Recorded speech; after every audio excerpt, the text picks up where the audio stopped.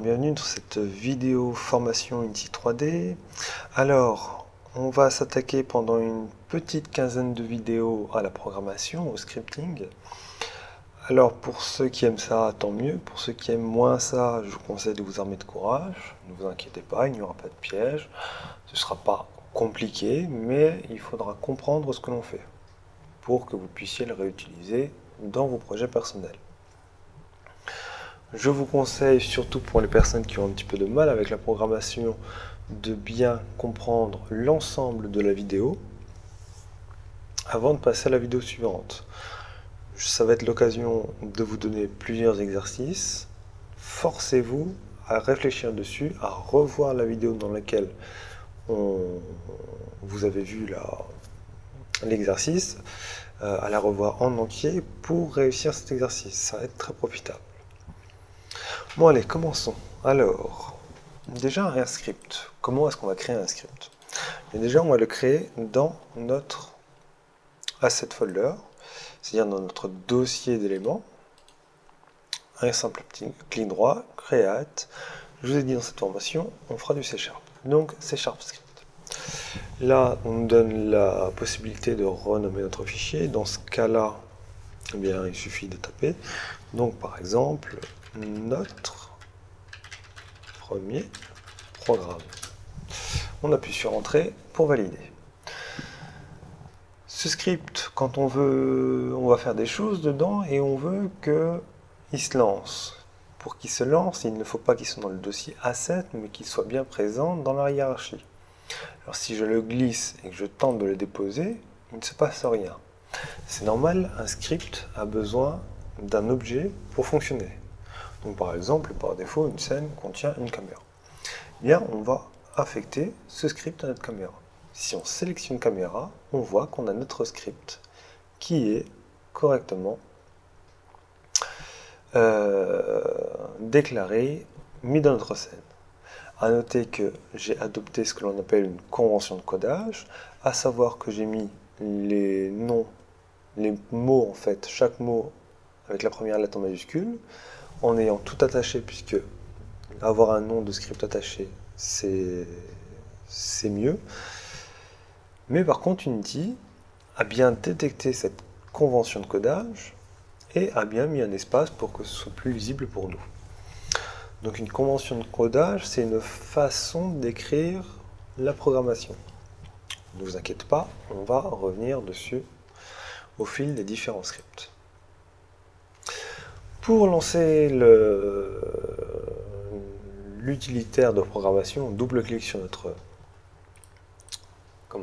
notre script et il va lancer MonoDevelop. Alors, ça c'est mon programme. Voilà, MonoDevelop qui est l'utilitaire de développement de Unity 3D. Sachez que vous pouvez le changer via les préférences, il me semble. Voilà. Donc vous allez dans Edit, Préférences, et vous pouvez changer avec autre chose si jamais vous êtes habitué. Par exemple, la Visual Studio, vous pouvez utiliser Visual Studio Express, qui est la version gratuite de Visual Studio, avec Unity. Alors, qu'est-ce que c'est que ça?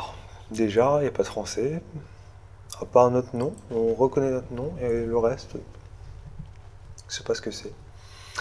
Alors, ça, qu'est-ce que c'est? Eh bien, c'est les outils que l'on va avoir besoin. Ce sont des boîtes à outils.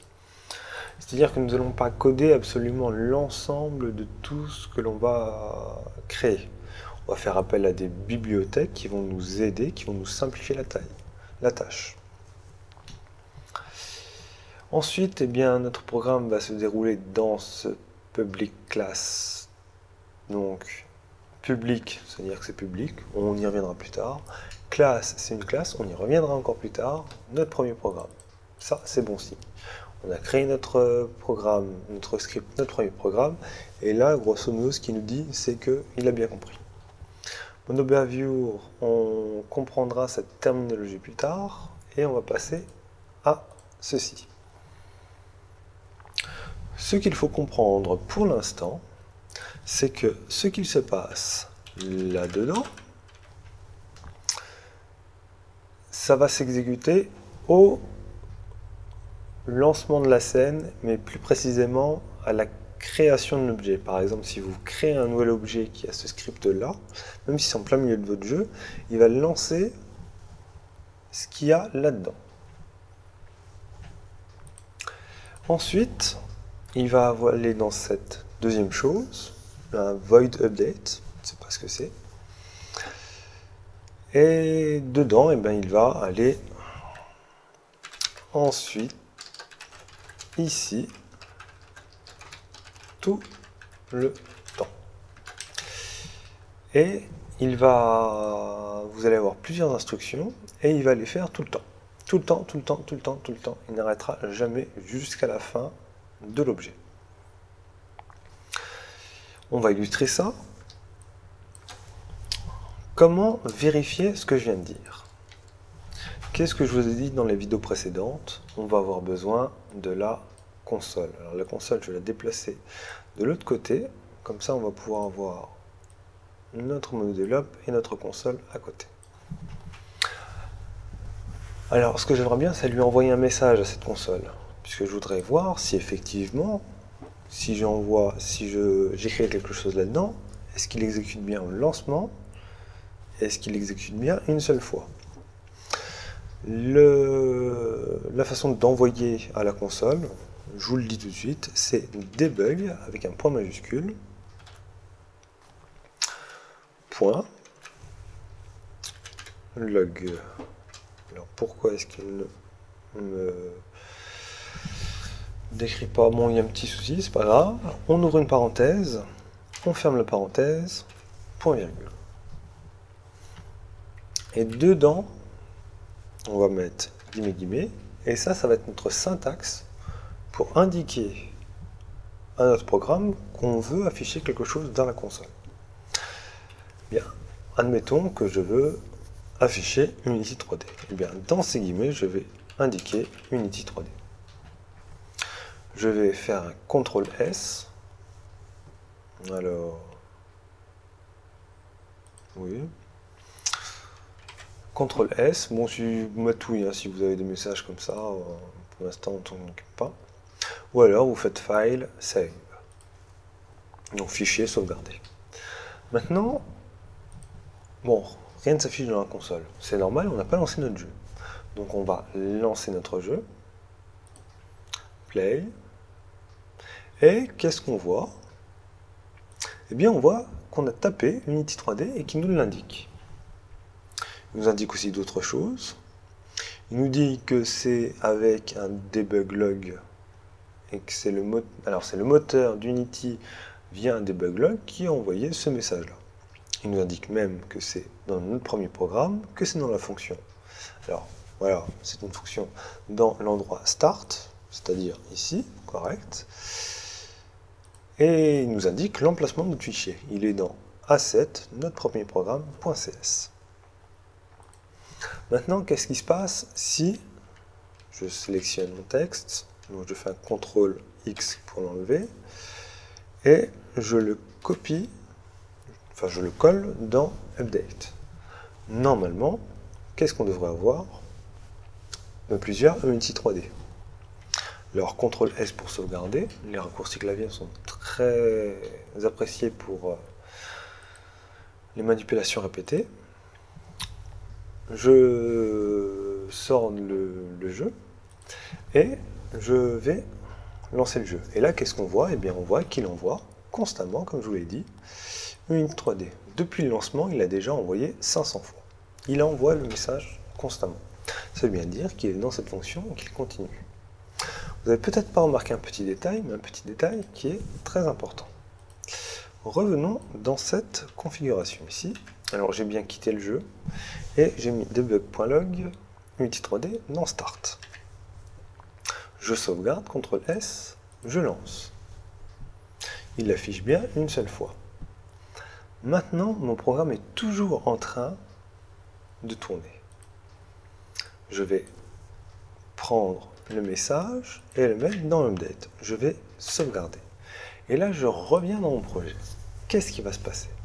Eh bien, comme vous pouvez le voir sur la partie gauche de l'écran, le programme a pris en compte les modifications pendant que le jeu était en train de tourner.